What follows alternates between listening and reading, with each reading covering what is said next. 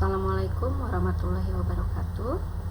Kita lanjutkan materi selanjutnya mengenai prosedur pengelolaan dana kas kecil.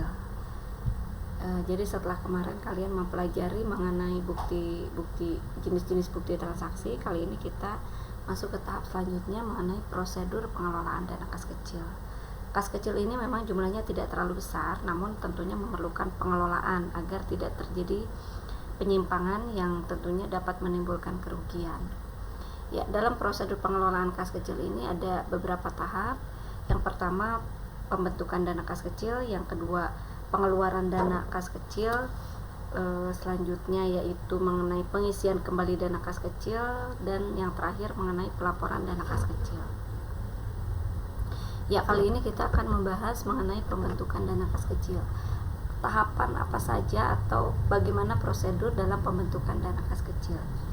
Yang pertama, ketika melakukan pembentukan dana kas kecil, yang pertama petugas kas harus melakukan estimasi kas yang dibutuhkan dalam satu periode. Jadi biasanya dalam satu periode 2 minggu atau 4 minggu atau 1 bulan, petugas sudah bisa memperkirakan kira-kira kas yang dibutuhkan jumlahnya berapa.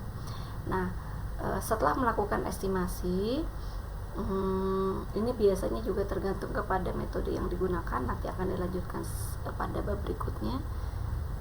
Setelah melakukan estimasi, petugas mengajukan permohonan dana kas kecil, biasanya dengan mengisi bukti pengajuan dana kas kecil.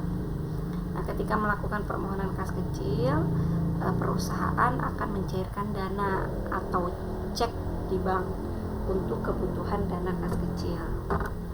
Ya, selanjutnya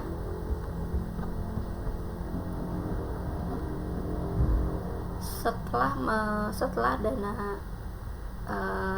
dana kas kecil atau cek dicairkan untuk dana kas kecil, petugas kas harus menyiapkan buku transaksi untuk mencatat setiap transaksi yang terjadi yang berkaitan dengan dana kas kecil tersebut.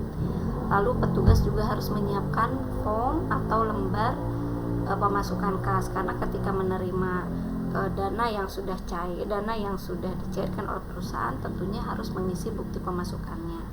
Selanjutnya, petugas juga harus menyiapkan bukti pemakaian kas. Jadi disiapkan ketika terjadi nanti pengeluaran kas. Lalu selanjutnya menyiapkan petty cash box, ya, atau tempat untuk menyimpan dana yang sudah dicairkan.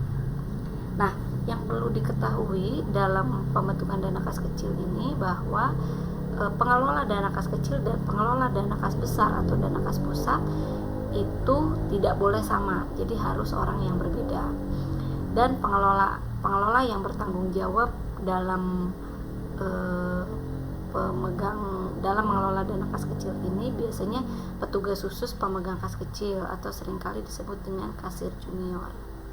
Ya, untuk pembentukan dana kas kecil, prosedur atau langkah-langkahnya mungkin cukup itu. Materi selanjutnya nanti akan kita bahas mengenai prosedur pengelolaan dana kas kecil. Sekian, terima kasih. Wassalamualaikum warahmatullahi wabarakatuh.